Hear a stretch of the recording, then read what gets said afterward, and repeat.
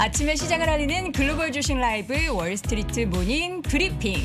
1월 6일 목요일 순서 시작하겠습니다. 네, 안녕하세요. 여도훈입니다. 네, 안녕하십니까. 장우성입니다. 네, 시장이 좀 하락을 깊게 하는 날이면 저희가 안녕하시냐라는 인사를 하는 것조차 죄송합니다. 굉장히 또 마음이 좀 무거워요. 그렇습니다. 네, 근데 어제 시장이 이제 국내 시장도 굉장히 많이 하락을 했고 또 네. 방금 마감된 미국 시장 우리가 이제 예상한 부분은 있었죠. 사실 뭐 있었습니다. 금리 인상 그리고 뭐 테이퍼링 이에 따라서 뭐 10년 만기 국채 금리가 최근에 계속해서 가파른 각도와 가파른 속도로 많이 올라가고 있었기 때문에 이 부분이 뭐 빅테크 종목들 특히나 뭐 나스닥이나 러셀 2000 같은 관련된 기업들에 굉장히 악영향을 끼칠 것이다라는 것을 교과서적으로는 알고 있지만 예, 알고 있죠. 실제 시장에 그리고 내 포트폴리오의 수익에 영향을 끼치게 되면 알고는 있는 내용이라도 굉장히 힘들죠. 힘들죠. 사실 이제 그 특히 국내 주식하시는 분들이 네. 테슬라, 네. 빅테크 아닙니까?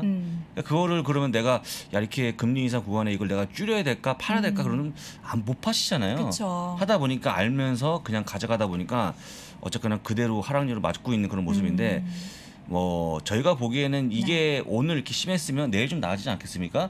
그런 희망 갖고 그런 희망 갖고 좀 보시면 좋을 것 같고요. 네. 제가 보기에는 금리 인상 국면에 꼭 거쳐가야 될 구간이니까요. 그렇게 좀 보시면 좋을 것 같습니다. 네. 잠시 후 또 장 부사장과 함께 방금 마감된 시장이 왜 이렇게 많이 하락할 수밖에 없었는지 그 배경을 면밀히 확인해 보도록 하겠고요. 오늘은 미래에셋증권 김석환 선임연구위원 네. 함께합니다. 다양한 주제를 가지고 미국 시장의 현재 상황에 대해서 또 면밀하게 분석해 보도록 하겠습니다. 또 오늘 미국 주식에 미치다 박종훈 팀장과 함께도 자세한 월가 이야기 전해드리도록 할게요. 자, 주제부터 보도록 하겠습니다. 네, 오늘 주제는요. 약간 무거운 주제인데요. 네. 더 매파적인 연준의 주요 지수가 급락 마감했다고 적었습니다. 네. 테이퍼링 더하기 금리 인상 더하기 자산 축소까지 나오고 있는 그런 구간이다 보니까 어제 좀 놀란 것 같아요, 시장이. 그래서 약간 좀 이따가 제가 한 가지 예를 들어드리면서 이해를 좀 시켜드리겠습니다. 네. 바로 이어 3대 지수를 볼 건데요. 정말 죄송합니다, 너무. S&P 500이 1.94%가 급락하는 그런 모습, 또 나스닥이 3.34% 급락하는 그런 모습, 다우도 빠지는 그런 모습 보이는데 1.07%가 빠지면서 흐름이 점점 빠지는 그런 모습 보였습니다. 그래서 아마도 오늘까지 이어질 만한 그런 구간을 보일 수가 있을 것 같은데요. 특히 아까 말씀하신 것처럼 테크 위주의 나스닥이 더 많이 빠졌다고 보시면 좋을 것 같습니다. 네, 나스닥도 그렇고 S&P도 그렇고 뭐 관련된 테크 기업들이 많이 포함되어 있는 거는 알고 있습니다. 근데 네. 다우 지수가 저렇게 좀 견조하다가 오후 2시를 기점으로 해서 예, 좀 그렇습니다. 급격하게 음봉이 나온 데는 네. 원인이 좀 있을 것 같은데 12월 달에 연준 회의록이 공개가 되면서 사실 네네. 회의록은 그 다음 달에 공개가 되거든요. 어떤 얘기 했는지. 근데 그걸 봤더니 더 놀라운 사실, 그러니까 더 가파른 긴축이 나올 수 있을 것만한 그런 우려가 나와주면서 주가가 빠졌다고 좀 보시면 좋을 것 같고요. 네. 하다 보니까 먼저 제일 빨리 움직인 게 10년물 국채 순위 1.7을 봤습니다, 우리가. 예. 작년에 연말에 뭐 연초만 해도 전망이 1.7 갈 것이다, 8 갈 것이다 그렇죠. 이런 얘기가 예. 있었는데 사실 12월에는 1.45 그렇죠, 못 정도에서 왔다 갔습니다. 갔다 예, 못 했잖아요. 갔죠. 그래서 별로 크게 체감하지 못했는데 예. 이게 1월 초에 이렇게 급격하게 1.7까지 오를 줄이야. 그래서 지금 1.65% 정도의 저항을 돌파하고 있는 그런 모습 네. 보이고 있는데요. 일각에서는 조만간 앞에 이 자로 바뀐다. 라는 우려가 커지고 있는 그런 모습입니다. 네. 금리에서 가파른다고 좀 보고 있는 건데요.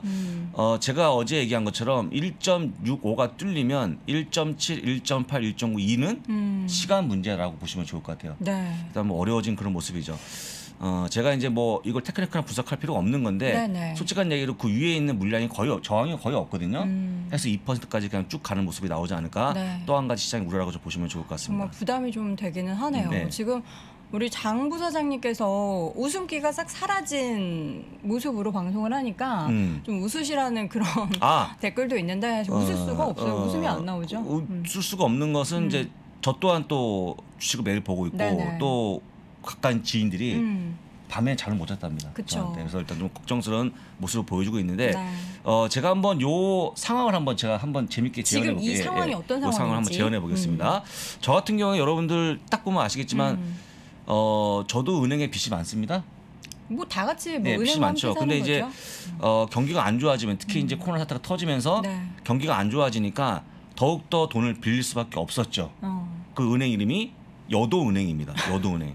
여도은행이죠. 여도은행. 예. 네, 여러분 웃으세요. 예, 웃으라고. 예. 아 이건 제가 먼저 이거 웃어야 여러분들 또 좋은 일 생깁니다. 예. 이 상황을 정확하게 직시하시는 게 중요하기 때문에 어쩔 수 없이 우리 여도은행 앵커 이름을 빌어왔습니다. 제가 돈 예. 빌려드리고 싶네요. 예. 싸게. 그래서 여도은행에서 돈을 제가 제출 받습니다. 네. 연 1% 이자를 받은데요.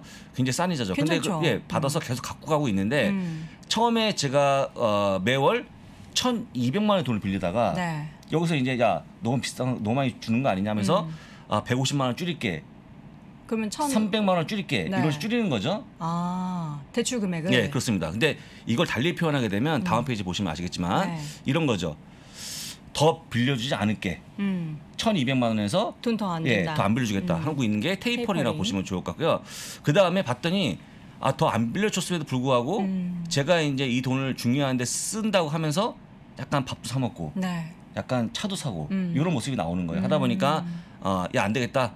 이래서 2%로 금리를 올릴게 네, 네. 하는 거죠. 그러면 이제 제가 돈을 더 아껴 쓰겠죠. 이런 모습이 나오는 게 금리 인상이죠. 네. 현재까지 구간이 이런 구간인데 이것만 해도 머리가 아픈 겁니다. 보시는 그림처럼 머리가 아파지죠. 왜냐하면 돈을 더 빌려주지도 않고 있고 또 빌린 돈에 대한 이자가 올라가고 있으니까 뭔가 좀 걱정스러운 그런 모습 보여주고 있는데 오늘 회의록에서 발표가 된 건 뭐냐면 네. 이런 겁니다. 이제는 빌려간 거를 갚아. 심지어 내놔라. 네, 내놔라. 얼른 갚아라. 네, 갚아라. 이게 이번 회의록에서 발표가 된 겁니다. 공개된 겁니다.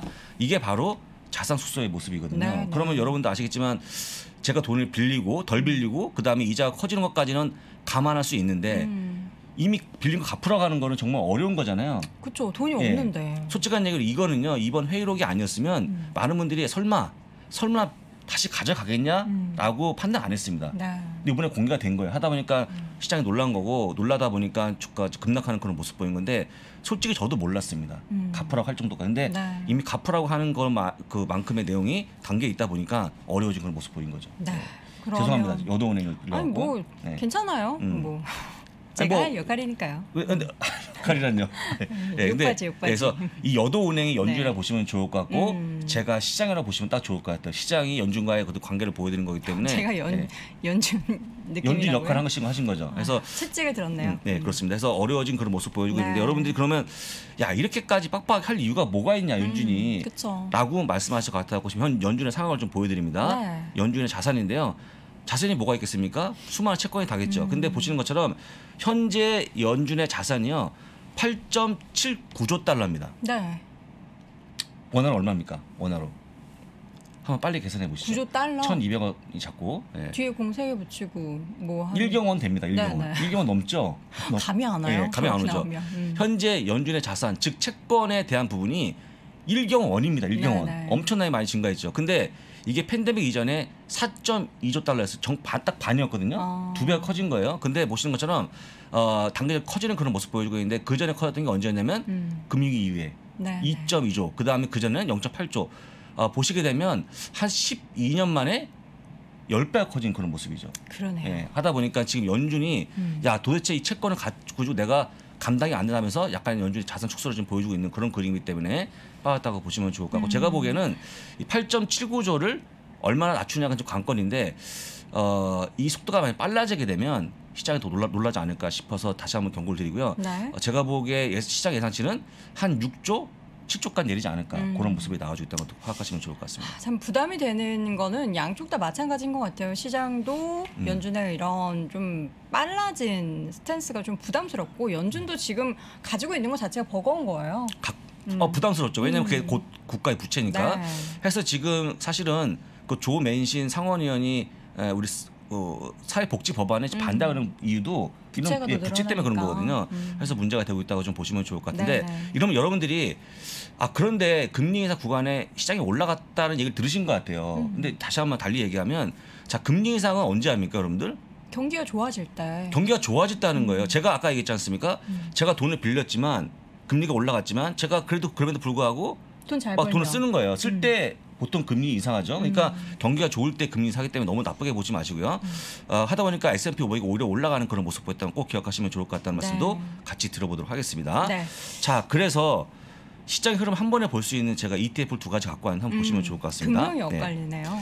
자, 스파이가 S&P 500을 추천하는 ETF라고 제가 말씀드렸죠. 그 끝에 V가 붙으면 밸류. 가치입니다. G가 붙으면 그로스. 성장인데 어제 하락이 가치가 0.7% 하락, 성장이 3.19% 하락. 몇 배 차이가 났죠? 네. 3배? 3배. 그러니까 그 정도의 느낌이었다고 좀 보시면 좋을 것 같고요. 네. 우리가 흔히 얘기하는 가치에 포함되는 거는 올라간 건 아니고 덜 빠졌다라고 보시면 되고, 성장에 포함된 기업들은 많이 빠졌다고 좀 보시면 좋을 것 같습니다. 그럼 보통 가치에 포함되어 있는 섹터들은 어떤 업종이죠? 한번 보여드릴게요. 네. 이걸 한번 보시면서 보시면 좋은데, 딱 보시면 아이고 11개 업종이 다 빠졌어요. 다 빠졌죠. 근데 아까 얘기했던 가치주에 가까운 게 제가 필수 파란색 소비재. 친 겁니다. 예. 필수 소비재, 유틸리티, 소재, 에너지, 헬스케어, 산업재, 금융입니다. 그러니까 올해 작년에 이제 가장 많이 언급된 올해 유망한 섹터들이 이런 섹터들이었는데 다 이유가 있었어요. 예, 그렇습니다. 그리고 성장에 속해있던 게 임의 소비재, 네. 커뮤니케이션 서비스 업종, IT, 그다음에 부동산 아니고요. 그러니까 이런 업종이 속해 있는데, 이 부동산은 왜냐면요, 이거는 성장이 아니지만 보통 금리 인상 상당히 예민합니다. 그쵸. 돈을 빌려 운영하다 보니까 그래서 금리 인상이 굉장히 어려운 종목인데 이런 종목이 빠졌다고 좀 보시면 좋을 것 같고, 가장 많이 빠진 업종이 IT였다. 예, 거의 4% 가까운 급락세를 보였다고 좀 보시면 좋을 것 같습니다. 네, 이제 딱 시장이 정말 거짓말을 안 하는 것 같아요. 그럼에도 불구하고 다른 시장 뭐 이런 게 아니라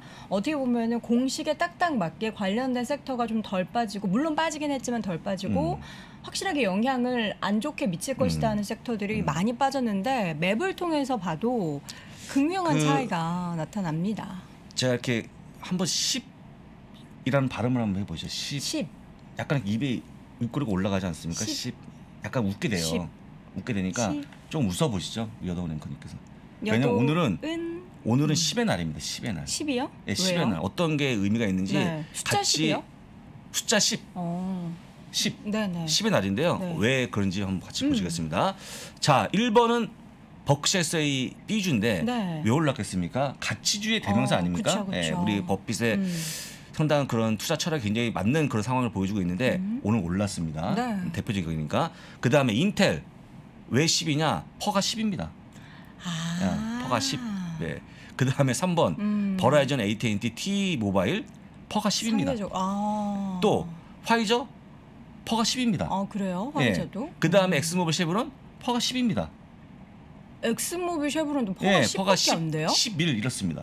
되게 낮네요. 네, 그러니까 이런 것만 올라간 거예요. 그러니까 솔직히 무슨 얘기냐면, 야, 더 빠지겠냐 이런 종목들이, 이런 것만 올라간 겁니다. 자, 그러면 오늘도 언급해 주셨긴 했지만, 그럼 이런 이제 퍼10 단계에 있는 그런 종목들을 한번 좀 정리를 해주는 시간도 마련해 주셨으면 좋겠어요. 그렇습니다. 제가 한번 내일 정도 한번 정리해 올 건데, 그럼 월마트는 얼마냐? 월마트는 19, 10대. 네. 존슨앤존스 17. 10대 쪽에 있는 10대 게 쪽에 있는 게 대부분 다 올랐다고 보시면 좋을 것 같아요. 하다 보니까 아까 보이는 것처럼 가치가 좀 버텼는데, 가치에서 더 가치 있는 것들이 올랐다라고 보시면 오늘은 끝납니다. 흐름이. 네. 그 다음에 위에 있는 거 보시면 애플이 2.66%, 마이크로소프트 3.84%, 구글이 4%. 그러니까 우리가 흔히 알고 있는 빅테크는 보통 3~4% 하락을 보였다고 보시면 될 것 같고요. 아마존은 왜 1%냐?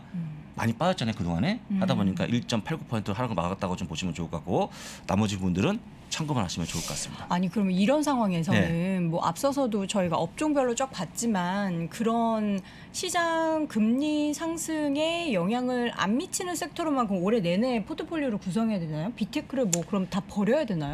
내는 아닙니다만 적어도 첫 번째 금리 인상이 진행되고 난 다음에 성장이 올라갑니다. 그때부터. 첫 번째 금리 인상 언제입니까? 3월쯤에 예상하지 않습니까? 3월쯤에 예상하는데, 제 그저께 슈카 방송을 잘 보시면 아시겠지만 이런 얘기입니다. 야, 3번이 아니고 4번인 것 같아. 라든지 0.25가 아니고 0.55인 것 같아, 한 번에. 이런 얘기가 나오고 있거든요. 근데 그런 부분도 언제 확인합니까? 첫 번째 금리 인상이 나와주면 확인이 되겠죠. 그때부터 아마 우리 빅테크에 대한 상승이 이어지지 않을까 싶으니까 참고하시면 좋을 것 같습니다. 그러면 3월이 약간 변곡점인데 싸게 사고 싶으신 분들은 그러면 어떻게 1분기 동안 모아가야 되나요? 좋은 질문이죠. 여러분들 지금 그러면 엔비디아라는 이런 유수의 기업들이 뭐가 잘못된 게 있습니까? 없죠, 사실. 근데 악재가 없어요. 실적이 금리가 인상이 되면은 빅테크 기업들의 영업이익이 한 70% 정도 마이너스다. 뭐 이런 분석도 있던데. 그거는 그냥 분석일 뿐이고 여러분들이 지금 혹시 엔비디아라든지 네. 우리가 알고 있는 마이크로소프트 이런 애플에 대한 기업들의 네. 실적 전망을 낮추는 기사가 없어요 아직까지 리포트가. 왜냐하면 실제 안 벌어졌잖아요. 네, 금리가 네. 가능성 커진 것 뿐이지. 그래서 아직까지는 그런 리포트에 좀 과민하게 반응할 필요 없다고 말씀 다시 한번 드리고 네. 아까 말씀하신 것처럼 오히려 실적이 담보되어 있는 기업들을 싸게 살 수 있는 구간은 맞는 것 같다. 다만 오늘 빠지고 내일 빠지고 모레 빠지면 마음이 괴롭지 않습니까? 그쵸. 해서 제가 보기엔 아까 말씀드린 것처럼 3월 달에 금리 인상 나온 다음에 주식을 매수하는 게 방법이라고 말씀드린 거죠. 네, 알겠습니다. 오늘 사실 우리 많은 대한민국 서학계 및 투자자분들은 빅테크 기업에 좀 집중한 그런 투자를 많이 하셔서 그렇습니다. 많이들 걱정하실 텐데 올해도 빅테크에는 기회가 3월 이후에는 있다. 그렇습니다. 이런 좀 긍정적인 부분에 있어서는 꼭 놓치지 않으셨으면 좋겠습니다. 자, 이렇게 해서 오늘 시장 전반적으로 정리해봤고요. 잠시 후에는 미래에셋증권 김석환 선임연구위원과 함께 돌아오겠습니다. 토마토 어떻게 먹을까? 아침엔 토마토 주스, 점심엔 토마토 볶음밥, 저녁엔 토마토 샐러드? 어떻게 먹어도 맛있는 토마토. 비타민, 식이섬유가 풍부한 토마토가 있으니까 건강 걱정 없어요. 매일매일 챙기는 건강한 습관. 오늘부터 토마토 하세요. K토마토.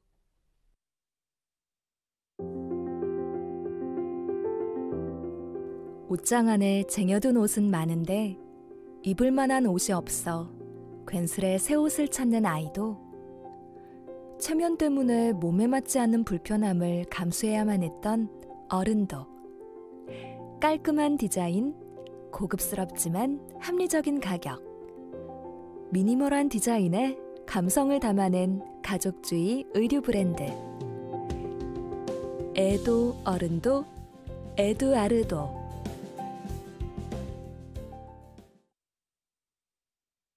자, 월스트리트 모닝 브리핑 함께하고 있습니다. 제가 오늘 정말 춥잖아요. 영하 한 6도 뭐 이렇게 가까이 되더라고요. 오늘 그렇습니까? 네. 근데 잘 못 느끼셨죠? 사실 못 추운 거. 느꼈어요. 시장이 안 좋으니까 약간 화딱지가 나잖아요. 아, 그래서 저도 열. 사실 스카프로 이렇게 목을 맸다가 지금 너무 열이 받아가지고 스카프로 풀었습니다. 여러분의 마음은 또 어떠실까라는 그런 생각이 드는데요. 이번에는 미래에셋증권 뭐 아닙니다. 네. 빨리 이분한테 네. 상황을 물어봐야 됩니다. 그렇죠. 미래에셋증권 김석환 선임연구위원 모셔보도록 하겠습니다. 어서 오세요. 안녕하십니까. 네. 새해 복 많이 받으셔야죠. 네, 많이 네. 받아야 되는데 시장이 하필 오늘 같은 날. 네. 시장이 우리 개인 투자자들을 그냥 이렇게 네. 받아버렸어요.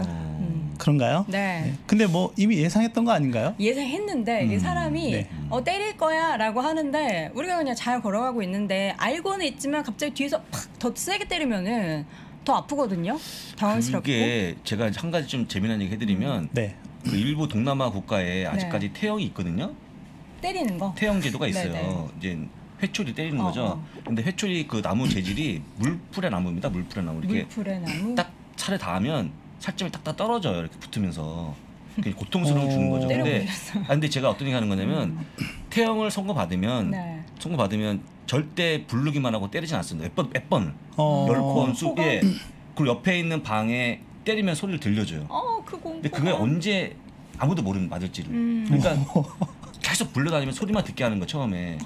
그러니까 굉장히 괴로운 너무 거죠. 스트레스 받을 것 그러니까 같아요. 어차피 맞는 건 알지만 네. 말씀하신 알지만 공포심이 밀려온 거죠. 그쵸. 오늘. 예. 그렇죠.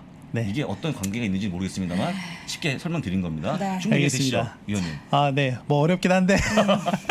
뭐 일단 워낙 다들 지금 심각하실 거니까. 네. 네. 근데 팩트하고요. 일단 시장에 미치는 영향하고는 좀 분명한 차이점이 있기 때문에 좀 발라서 볼 필요가 있지 않을까 네. 생각이 되고 오늘 일단 FOMC 회의록 얘기부터 해야 될 것 같습니다. 네. 2시에 공개가 됐고 그 시점 이후부터 미국 3대 지수가 이제 밀리기 시작했고 맞아요. 특히나 이제 나스닥 같은 경우에는 뭐 장 초반부터 좀 밀리는 모습들이 있긴 했었지만은 그 이후에 좀 낙폭을 더 키웠고요. 네. 제가 오기 전까지만 봤을 때 하더라도 2% 채 안 됐었거든요. 그렇죠.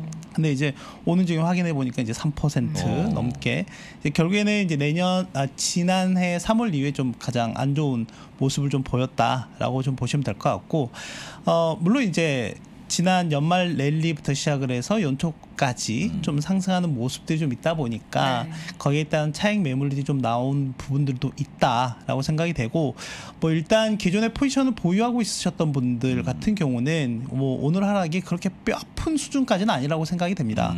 그리고 이제 새롭게 기회를 노리고 있으신 분들한테는 좋은 기회다라고 좀 생각이 되고요. 아까 얘기해 주셨던 것처럼 첫 금리 인상 그 시점까지는 지금 좀 변동성은 좀 있기는 하겠지만 지난번에 제가 한번 말씀드렸던 부분이 시장에서 금리 인상에 대한 얘기는 이미 어느 정도 다 예상을 그렇죠. 하고 있는 그렇죠. 상황이다.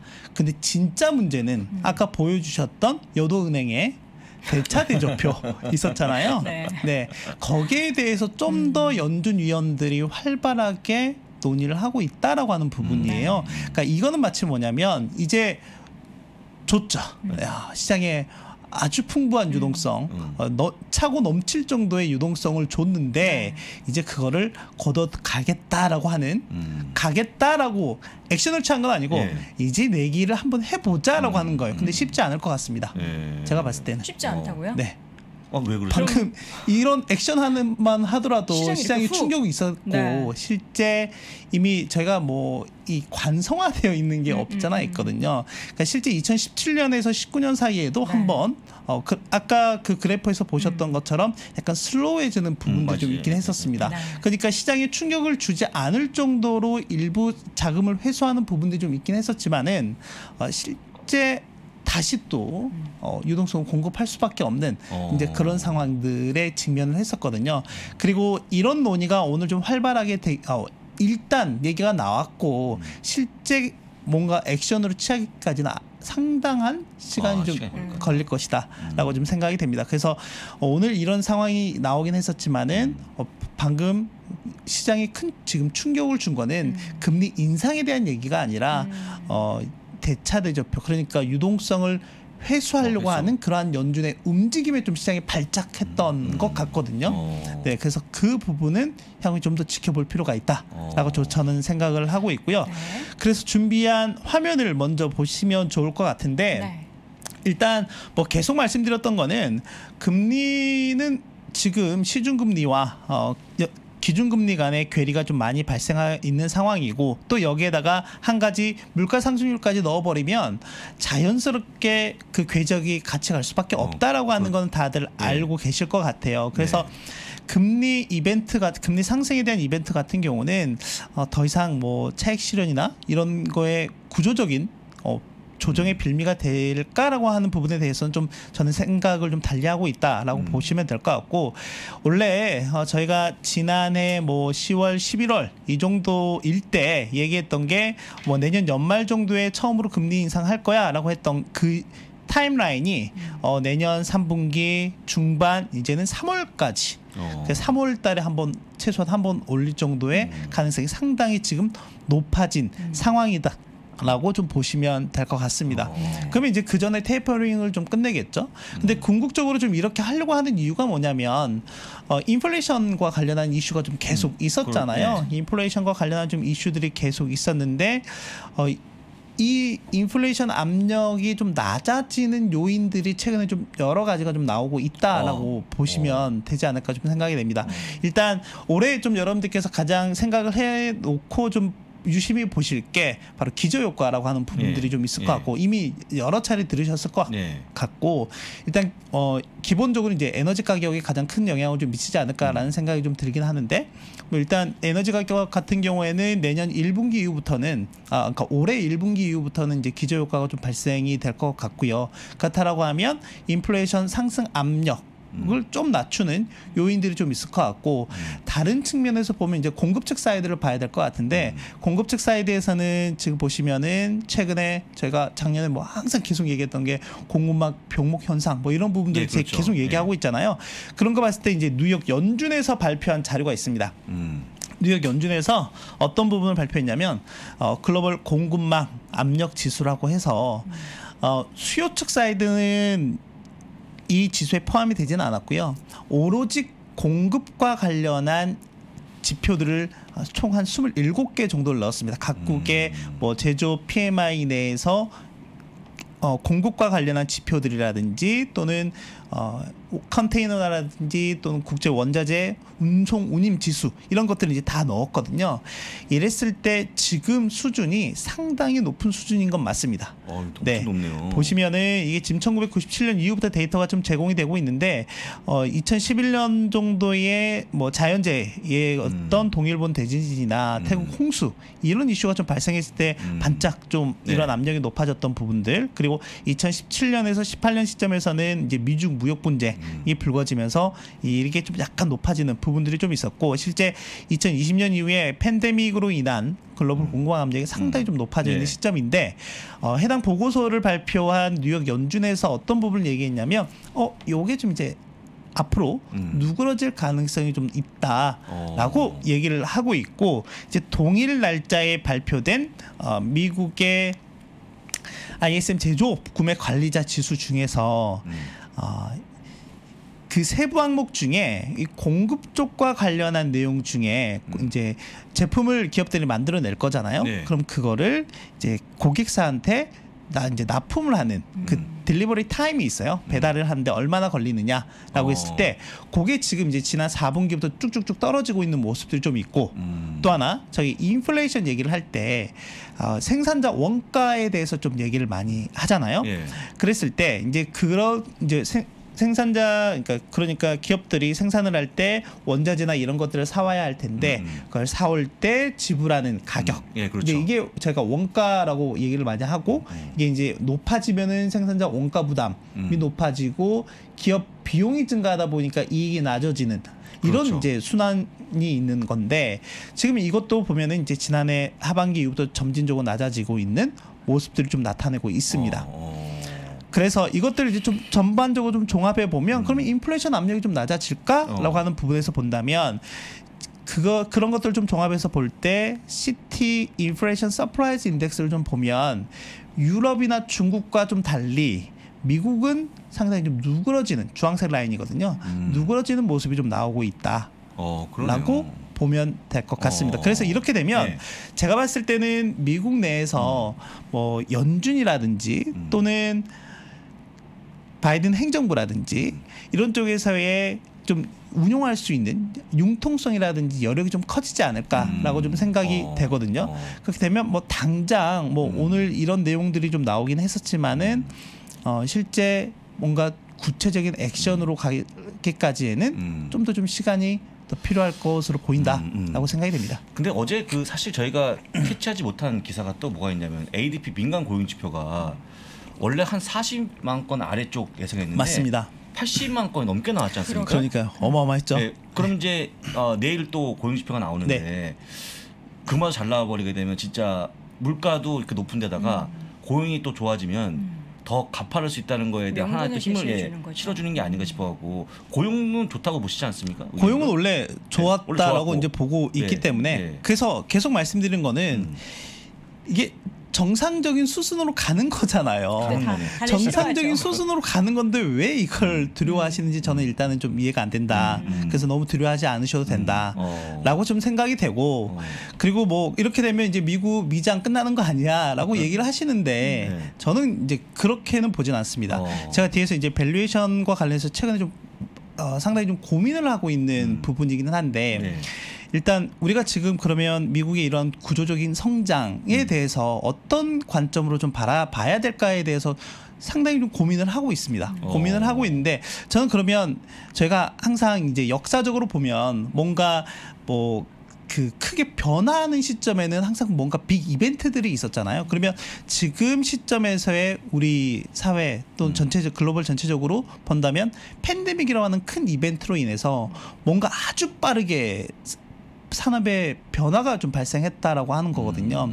그게 이제 가장 대표적으로 볼 수 있는 게 뭐 저희가 그 전부터 팬데믹 이전부터 얘기했던 4차 산업혁명이라고 하는 것들이 상당히 좀 빨라졌고 그렇죠. 그 중에서도 특히나 디지털라이제이션이 상당히 빨라졌거든요. 그렇죠. 그래서 지난해부터 보면 그와 관련한 기업들의 움직임들이 상당히 좋았던 부분이거든요. 그래서 지금 전통적인 우리가 밸류에이션을 가지고 얘기해 볼 수 있을까라고 좀 고민이 돼서 한번 보시면 그러니까 역사적으로 우리가 뭐 아까도 그 부사님께서 퍼 10배짜리의 기업들이 오늘 뭐 10의 날 이렇게 해서 뭐 얘기를 이렇게 해주긴 하셨는데, 그러니까 지난 한 10년 동안 뭐 역사적으로 길게도 보면 좋긴 하겠지만, 그러니까 이게 분명히 좀 의미가 좀 있을 것 같다라는 좀 생각이 듭니다. 뭐냐면, 그러니까 지난 10년 동안의 성장도 분명히 좀 있긴 했었지만은 지난 10년의 성장을 뛰어넘는 그런 어떤 거대한 변화가 최근 팬데믹으로 인해서 좀 발생했다라고 좀 본다라고 하면, 저는 지금 이 시점에서 이 밸류에이션이 또 다른 하나의 트렌드를 또 만들어가는 시점에서 봤을 때는 저점일 가능성이 높다라고도 보고 있는 거거든요. 그러니까 아까 말씀드렸던 디지털라이제이션 같은 경우를 우리가 기존의 전통적인 방법으로 좀 볼 수 있을까? 그렇게 비교해 볼 수 있을까라고 봤을 때는 좀 분명히 좀 다른 부분들이 있고, 실제 지난 10년이 어떤 유형의 자산 뭐 이런 부분들로 인해서 좀 더 유형의 자산을 통한 가치 창출이 나타났다라고 하면, 실제 지금 같은 경우는 약간 무형의 자산이 훨씬 더 많은 가치를 받고 있는 상황인 거잖아요. 이제 그런 부분들이 있기 때문에 분명히 이전과는 좀 다른 관점으로 지켜볼 필요가 있지 않을까라고 생각이 되고, 아까 말씀드렸던 뭐 디지털라이제이션을 비롯해서 가장 뭐 대표적인 게 뭐 블록체인 기반의 가상 자산이라든지 이런 시장들이 활성화 많이 되고 있는 부분들이 있다 보니까 그런 부분들은 좀 다른 관점으로 접근할 필요가 있다라고 좀 생각이 되고요. 저는 그런 측면에서 본다라고 하면 혁신과 성장의 패러다임이 바뀌었다. 그래서 이게 좀 더 미국 증시 또는 어떤 증시에 대한 평가를 할 때 좀 다르게 접근해야 될 필요성이 있다라고 보는 부분입니다. 위원님의 제가 동의하는 부분은, 저도 이 퍼에 대한 장기 흐름을 저는 안 보거든요. 왜냐하면 예전에 저희가 빅테크라는 거가 테슬라가 뜬 게 얼마 안 됐거든요. 그렇죠. 엔비디아 뜬 게 얼마 됐습니까? 맞습니다. 과거에는 엑스모빌 1등이었다는 그런 시대가 있었는데, 그렇죠. 굳이 그때 시절에 퍼를 가져와서 비교한다는 자체는 안 맞기 때문에 저렇게 보고 있는데, 어쨌거나 지금 그럼에도 불구하고 우리가 쭉 봐왔던 시장에 대한 흐름을 본다 그러면 갑자기 12월 31일과 2월 너무 바뀐 거예요. 갑자기 그 분위기가.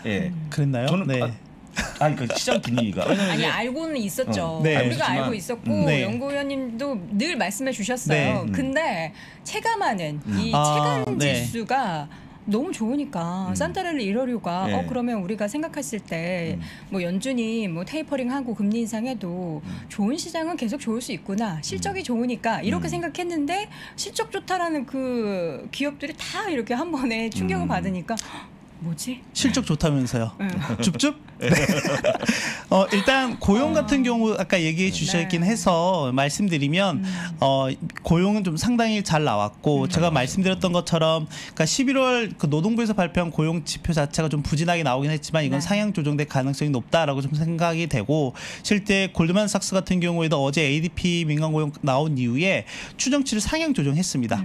네, 그래서 일단은 뭐 대략 한 45만에서 50만 건 정도가 나올 것으로 예상이 되고요. 그래서 아무튼 고용은 좀 정말 좋은 모습들이 좀 나타나고 있다라고 하는 거는 좀 체크하시면 될 것 같고, 이미 이거는 어느 정도 연준에 반영이 된 부분이 있어서 이게 더 좋다라고 해서 뭐 갑자기 더 속도를 높이거나 그러진 않을 것 같습니다. 그러진 않을 것 같다라고 좀 말씀드리고 싶고, 결론적으로는 이게 지금 최근에 이슈가 되고 있는 이제 오미크론이 아직 반영이 좀 되지 않은 수치이기도 하고, 그러네요. 또 하나는 지금 보면 미국이 지금 대퇴사의 시대 뭐 이런 상황이라고 해요.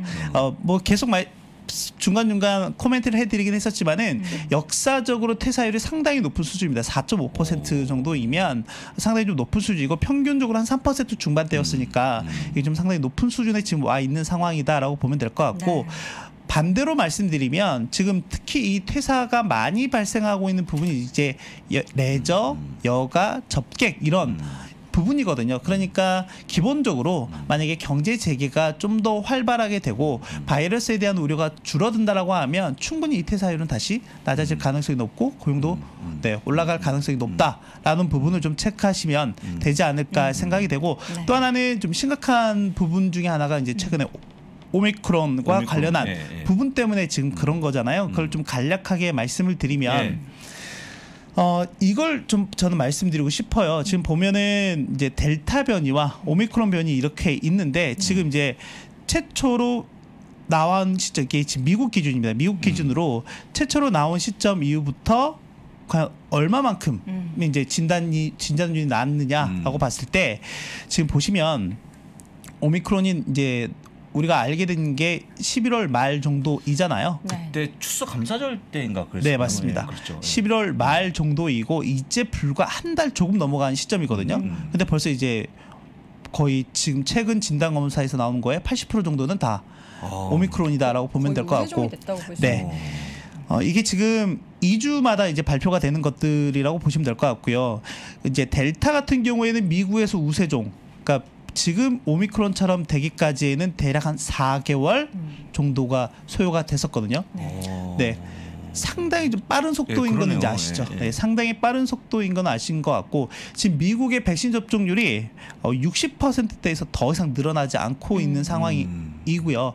근데 지금 확진자들의 대부분들이 좀 미접종자나 물론 이제 돌파 감염도 있긴 하지만은 미접종자 이런 부분들이 좀 많이 나오다 보니까 조금 우려스러운 부분이 있는 것 같습니다. 그 우려스러운 부분이 어떤 걸로 나타나냐면 아파서 병원에 입원하게 되면 제가 저번에 한번 말씀드렸던 병원 시스템의 과부하로 인해서 그렇죠. 네, 위중증이라든지 위중증으로 심화되고 사망자가 많아지면 어떻게 될까 이런 부분에 대해서 이제 걱정을 네. 많이 했던 거잖아요. 그렇죠. 근데 물론 이제 지난 그러니까 여름쯤에 확산이 됐던 델타 변이 이만큼의 그 입원 환자 수 이상만큼의 좀 증가세가 나타나고 있긴 하지만은 아직까지 미국 내 의료 시스템이 과부하가 걸렸다라고 하는 내용들은 들리고 있지는 않는 것 같습니다.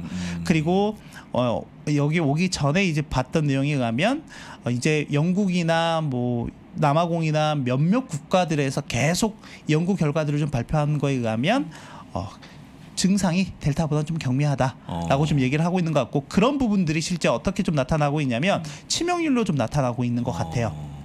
보시면 확진자 수는 정말 많이 늘었죠. 네, 지금 글로벌 확진자 수 잠깐 그래프 보여드릴까요? 이거 보시면 이렇게 올라갔거든요.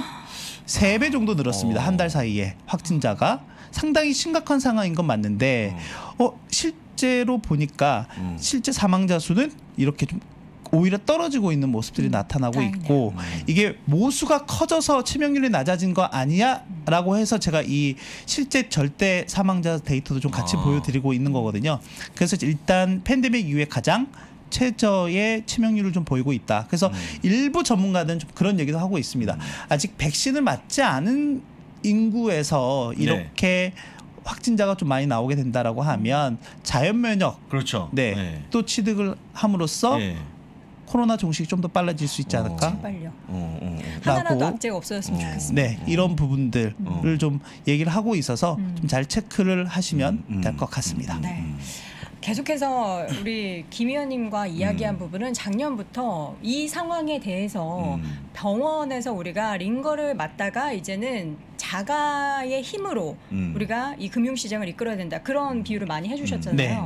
근데 실제로 이제 많은 투자자분들은 오늘의 좀 급격한 한 3% 정도의 하락에 많이들 놀라셨던 것 같아요. 근데 그렇죠. 이러한 부분들을 우리가 또 올해 내내를 봤을 때는 진짜 1분기에 이렇게 하락 언제 했었나? 이렇게 생각할 수도 있는 거잖아요. 그럼요. 네, 그런 좀 담대한 마음을 여러분들이 좀 건강하게 가지셨으면 좋겠다라는 그런 생각 가져봅니다. 네. 자, 오늘 미래에셋증권 김석 그럼 위안 드릴 겸 이거 한 가지만 보여드려야 될까요? 위안 중요합니다. 위안 필요해요. 드려야죠. 네. 앞에서 일단은 최근에 이제 애플 한번 사례를 보시면 제가 뭔가 혁신과 성장의 패러다임이 바뀌었다라고 계속 말씀을 드리고 있는데 지난해부터 그러니까 저희가 디셀러라이제이션 방금 말씀드린 것처럼 뭐 블록체인뿐만이 아니라 지난해 핫했던 게 바로 메타버스 관련한 부분들이잖아요. 이제 애플이 올해 초에 이번 주에 벌써 시총 3조 달러를 이제 돌파했다. 아주 역사적인 날이었고 보시면은 그러다 보니까 이제 애플이 그럼 올해 어떤 신제품을 출시할 거냐. 아이폰은 이제 너무 흔한 것 같고 이제 그러면 메타버스 새로운 그 시장에 대응할 만한 이제 무기를 올해 발표할 예정이긴 한데 바로 지금 보고 있는 게 VR, AR 이제 디바이스라고 좀 보시면 될 것 같고요. 지난해 그 메타 플랫폼스에서 그러니까 페이스북에서 인수했었던 오큘러스가 출시한 그 VR 디바이스 중에 퀘스트 2라고 하는 게 있는데 지난해 거의 한 1,000만 대 정도 팔린 걸로 알고 있어요. 벌써요? 네. 근데 아직 시장이 개화가 되지 않은 시장이거든요. 그렇죠. 근데 이 시장이 폭발적으로 개화하는 시점에 확 불을 당길 수 있는 게 이 애플의 VR, AR 디바이스가 될 가능성이 높다라고 일단 시장에서 좀 많이 보고 있는 것 같습니다. 그만큼 기대감도 높고 하기 때문에 애플뿐만이 아니라 이런 애플은 뭐 기본적으로 전부 다 외주 아웃소싱을 주기 때문에 그 아웃소싱을 주는 기업들 또 같이 좀 체크해서 보시면 나쁘지 않을 것 같습니다. 네, 알겠습니다. 자, 이렇게 해서 미래에셋증권 김석관 선임연구위원은 이만 보내드리도록 하겠습니다. 고맙습니다. 고맙습니다. 감사합니다.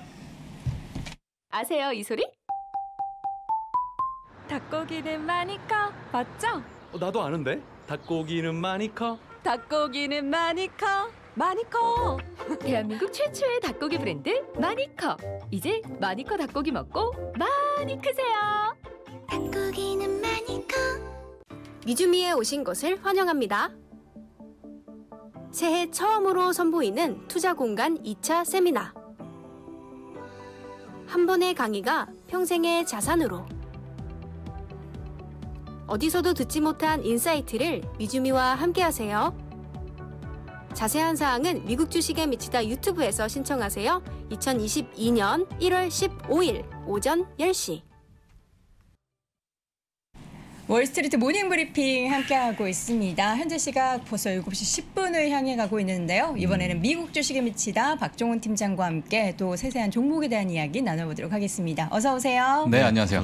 자, 오늘 주제 또 세 가지를 가지고 오셨는데 지금 한창 진행되고 있는 거죠. CES 2022가. 네. 어떤 부분들을 우리가 좀 확인해 봐야 되는지 먼저 확인해 볼까요? 참 가기 전에 혹시 CES 가본 적 있습니까? 저는 예전에 한 번 가봤습니다. 진짜 가봤어요? 가봤다고요?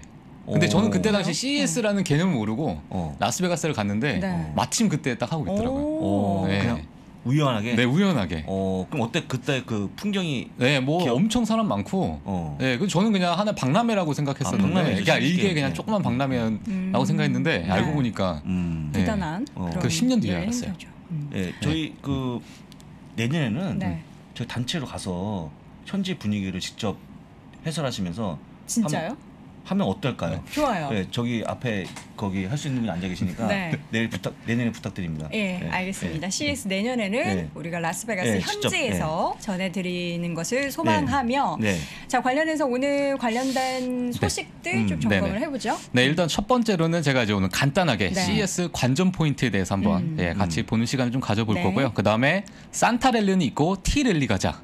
티를 네, 이런 얘기가 볼까요? 지금 미국 커뮤니티에서 많이 나오고 있습니다. 그래서 이게 무슨 얘기인지 한번 제가 좀 설명을 드리고요. 네. 그다음에 세 번째로 캐시우드가 이제 추가 매수한 하락 종목들.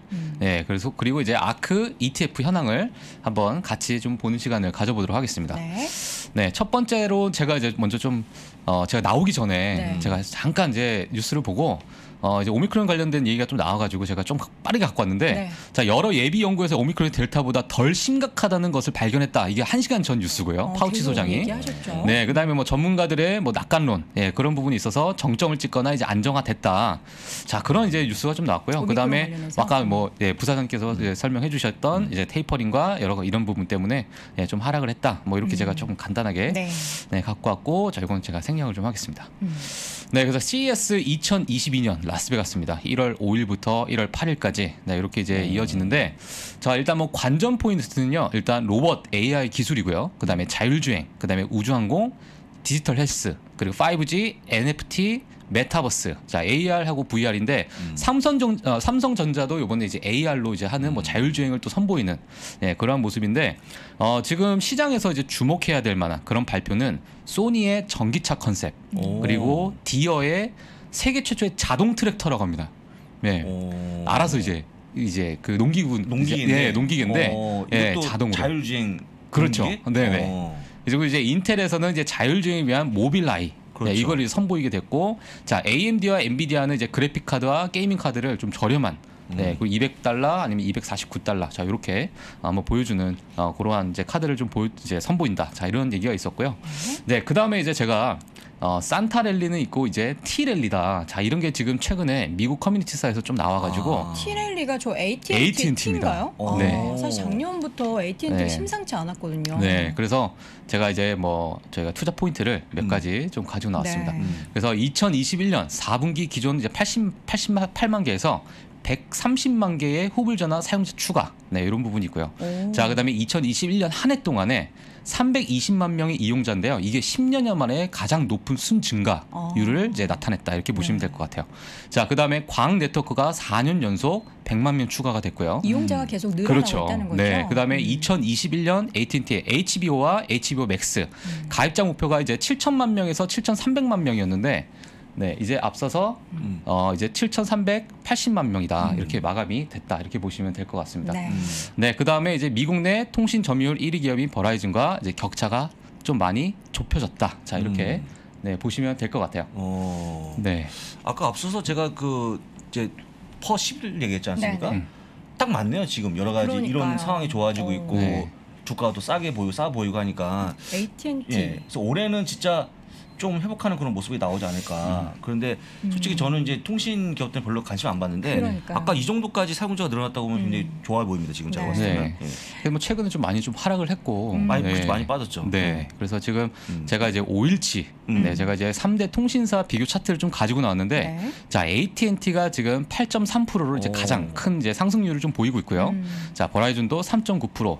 자, T-모바일은 지금 0.5% 이렇게 좀 하락을 했습니다. 그래서 지금 최근에 AT&T의 뭐 큰 상승을 좀 보이고 있다. 자, 이런 부분을 한번 같이 비교해 보시면 될 것 같고요. 네. 자, 그다음에 이제 AT&T의 이제 월봉과 주봉을 좀 보게 됐는데 이제 차트를 보시게 되면 야, 이게 참 많이 빠졌죠. 네, 월봉은 많이 진짜 많이 빠지고 빠졌네요. 네, 월봉 보면은 네, 크게 이제 하락한 부분.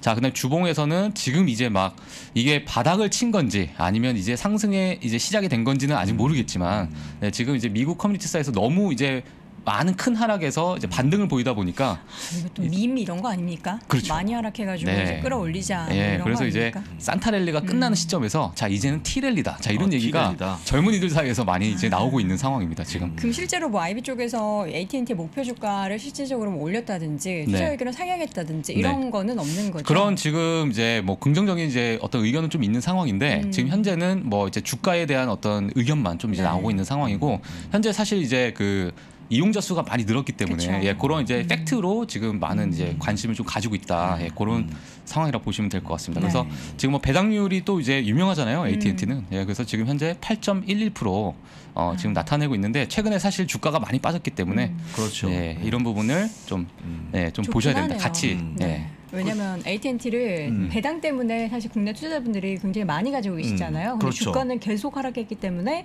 뭐 이런 상황에서 주가가 올라준다면 그렇죠. 너무 좋은 기회가 될 수 있을 것 같아요. 또 뭐 통신회사는 아시겠지만 뭐 그 내가 급여가 준다고 해서 요금을 안 하시지 않을 거 아닙니까? 그렇죠. 그래서 저는 일단은 되게 제가 봤을 싸서. 때 안정적인 수익이 올라오는 기업이니까 네. 잘 보시면 좋을 것 같고 특히 네. 이제 많이 빠졌다는 거 또 한 가지 가입자가 증가했다는 거 잘 기억하시면 좋을 것 같습니다. 네, 마지막으로 캐시우드 네. 이 얘기가 참 부정적인 뉴스들이 최근에 너무 많아요. 네, 그래서 오늘 사실 지수가 이렇게 많이 빠질 줄 몰랐는데 네. 저도 오는 길에 네, 이렇게 많이 빠지면서 제가 캐시우드를 좀 잘못 가지고 왔나 이런 생각도 좀 했습니다, 사실. 네. 네, 근데 이제 오늘 나온 기사기 때문에 자, 어떤 종목을 또 캐시우드가 바이 더 딥을 했는지 네, 같이 한번 보도록 하겠습니다. 네.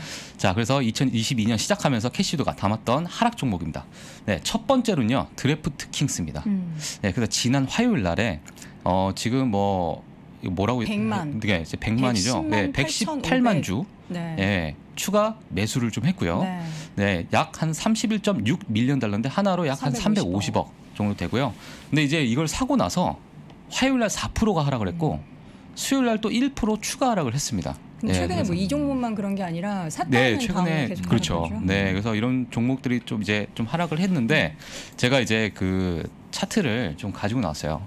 아, 지난 드래프트 지난 이제 8월 달입니다. 8월 달에 사실 이 부분에서 캐시우드가 추가 매수를 했습니다. 네, 그래서 60.6 밀리언 달러 매수를 했는데 자, 그다음에 작년 12월에 또 추가 매수를 했어요. 제가 이제 동그라미를 지금 크기를 조금 다르게 했는데 이 동그라미 크기가 매수한 양이라 보시면 됩니다. 네, 오, 제일 그래요. 많이 제가 처음에 계산을 매수한 해서. 게 네. 저 때군요. 네네. 그래서 이때 이제 가장 큰 매수를 했고, 자 이때는 좀 작은 물량을 좀 예수를 했고, 이번에 현 이제 매수한 시점입니다. 그래서 바닥이다 생각해서 더 담았나요? 예, 그래서 지금 제가 이걸 보면서 이게 물타기인지 뭐 저는 이제 잘 모르겠지만, 네, 하여튼 이렇게 매수 시점을 이렇게 이제 잡고 있다. 네, 이렇게 해서 한번 체크를 해주시면 될 것 같습니다. 이거는 이제 많은 분들이 그 캐시우드의 그 투자에 대한 신념에 대한 문제인 것 같아요. 그렇죠. 이제 이 기업의 차트를 본다든지 네네. 이 기업의 향후 주가 전망을 보고 판단하는 게 아니고 나는 될 것 같은 파괴 혁신 기업에 들어간다라고 하는 그런 약간의 신념. 너무 큰 신념이 예, 그런 있으시니까. 큰 신념이 있다고 보시면 좋을 것 네. 같고 반대로 버핏은 또 다른 신념이에요. 이분은 아예 내가 최대한 정보를 접하지 않고 내가 좋아하는 걸 한번 사면 네. 쭉 가져간다라는 개념인데 심지어 이제 지수는 보시거든요. 버핏도 보면서 만약 그날 이제 만약 주가 올라가면 햄버거 3달러짜리 먹고 주가 빠지면 2달러짜리 먹는다는 거예요. 정말요? 제가 직접 가서 물어봤습니다. 그 맥도날드 가게에 가서 정말요? 아. 버핏이 왔다는 거예요. 저희도 그래야겠네요. 실제 그러냐 했더니 그렇다는 거예요. 라고 옆에 제가 들었죠. 좋을 때는 참치김밥 먹고 안 좋을 때는 기본김밥을 먹겠습니다. 그러니까 이제 그게 어떤 신념이냐면 혹시 아. 그분이 어떤 건지 이해하세요? 그 신념이 어떤 거죠? 어떤 분 저한테 이렇게 얘기합니다. 아 궁상 아니야 돈이 얼마나 많은데 그게 아니고 네. 그런 고통을 함께 한다는 거예요. 투자자들의 고통. 예, 나도 그렇죠. 그렇게 나는 느낀다. 혼자 내가 잘 먹겠냐 돈이 많이 그게 아니고 장이 안 좋은 나도 고통을 받겠다는 거죠. 그걸 가지고 꾸준히 그러니까 매수하는 그런 모습 보여갖고 저는 그 신념은 되게 좋은 것 좋아하는데 같아요. 예, 약간 차이가 있는 걸로 보입니다. 그래서 물론 이제 버핏과 캐시로 비교 자체가 좀 무리지만 그런 차이가 있는 걸로 보여요. 근데 예전에는 캐시우드 펀드에서 담았다라는 종목들을 개인 투자자분들이 관심 갖고 같이 좀 매수하는 효과가 있어서 주가가 있었죠. 올라갔는데 이제는 좀 그런 효과가 없는 것 같아요. 맞아요. 또 다른 종목도 예. 있죠? 네. 자, 두 번째 종목은 네. 스퀘어입니다. 아 스퀘어도 많이 네, 빠졌죠. 그래서 스퀘어를 한번 보시게 되면 지난 화요일 날 같은 이제 날짜였는데 자 47.6 밀리언 달러를 매수를 했고요. 네. 그다음에 하나로 약 520억 원 정도 되는 그러한 돈을 이제 이 지점에서 이제 또 이제 매수를 좀 했습니다. 그래서 자 이 부분도 한번 스퀘어를 좀 가지고 계신 분들은 한번 체크를 해 보시는 것도 좋을 것 같고요. 자 그다음에 마지막 세 번째 종목인데 조금 더 많이 샀어요. 근데 제가 오늘 대표적으로 3개 종목만 좀 가지고 나왔고요. 세 번째는 로블록스입니다. 아, 로블록스. 네, 그래서 로블록스인데 제가 여기다 체크한 요 동그라미. 자, 요 위치에서 자 하나로 약 450억 원 정도 되는 자 이러한 부분을 이제 샀고요. 자, 근데 지난 화요일 주가가 이제 3.7% 하락하는 자 그런 모습을 보여주면서 자 이 부분도 한번 로블록스 좀 가지고 계신 분들도 한번 체크를 해주시면 네 좀 될 것 같습니다. 그냥 뭐 우리가 늘 얘기합니다만 그 캐시우드의 큰 차이가 뭐냐면 이분은 애플을 안 가져갑니다. 애플은 안 가져가요. 왜냐면 약간의 그 본인이 보는 어떤 파켓 혁신에 안 맞는다는 거죠. 애플도 얼마나 혁신을 하는데요. 그러니까 제가 아까 얘기했잖아요. 그 신념 자체에서는 완전 본인이 다르다. 보기에는 올드한 기업이다 판단하는 거예요. 근데 아까 얘기했지만 제가 버핏을 왜 얘기했냐. 버핏은 또 애플만 가져가거든요. 근데 버핏도 원래 애플이 없었잖아요. 근데 산지 얼마 안 됐죠. 네, 그렇죠. 근데 본인 스스로가 내가 이런 기술 기업에 너무 소홀한 게 아닌가 하면서 반성하는 그런 모습을 매수한 건데 네. 솔직히 그 신념 자체의 기준이 뭐냐는 거죠. 저는 신념 자체의 그 기준은 운용자는 내가 갖고 있는 나의 판단력보다는 시장에 대한 분위기에 뭔가 편승하는 거. 플렉서블 해야죠. 그렇게 해야 되는데 약간 두 분의 차이가 있다는 것도 잘 기억하시면서 보시면 도움이 될 것 같습니다. 버핏이 뭐 애플을 살 때 이게 기술 IT 기업이라서 산 게 아니라 그 생태계를 보고 산 그렇죠. 거잖아요. 한번 들어오면 빠져나가지 못한 생태계. 근데 이제 우리 돈나무 언니 같은 경우에는 그동안에 그 신념을 버리지 않는 건 좋은데 보면은 우리 개인 투자자분들 중에서도 그런 분들 계시잖아요. 저가 매수 좋아하는 분들, 바닥 종목 좋아하는 분들 있잖아요. 계시죠. 비슷하신 것 같아요. 보면은 사는 그 행태나 이런 것들이 좀 비슷해서. 근데 이게 또 많은 우리 개인 투자자분들 중에서 또 ARKK 있으신 한번 분들 봐야 많아서 됐어요. 너무 걱정이 돼요. 아까 전에 이제 버핏 말씀하셔가지고 제가 이제 라스베가스 얘기도 하고 네. 제가 이제 라스베가스 갔는데 아는 형님이 거기 딜르셨어요. 네. 근데 빌 게이츠가 한번 오고 그다음에 마이클 조던이 왔는데 빌 게이츠가 이제 라스베가스 오면 한 판에 1불씩 건다고 합니다. 1불. 게임할 때. 게임을 할 때 1불씩 걸고 그냥 한 3판 하고 집에 가신대. 네. 근데 마이클 조던이 오면은 이제 엄청나게 크게 하고. 네, 그래서 이제 빌 게이츠를 보면서 왜 저렇게 하나. 조금만 네, 이렇게 그러니까 하나. 본인의 이제 관심이 없으니까 네, 이런 거에 관심도 없고. 네, 하여튼 뭐 그런 이제 뭐 정말 지나간. 많은 분들은 네. 게임을 안 한다. 그럼 네. ETF 한번 현황을 좀 네. 보죠. 뭐. 네, 그래서 이제 ETF ARKK에 대해서 한번 한번 볼 텐데요. 자, ARK는 이노베이션 ETF입니다. 네. 자, 이노베이션 ETF인데 지금 주가를 한번 먼저 좀 확인을 좀 하시면 될 것 같고 최근에 이제 좀 좋지 않은 그런 이제 뭐 조정을 주고 있는 상황인데 지금 뭐 테슬라 외에는 많은 종목 개별 종목들이 좀 많이 빠진 종목들이에요.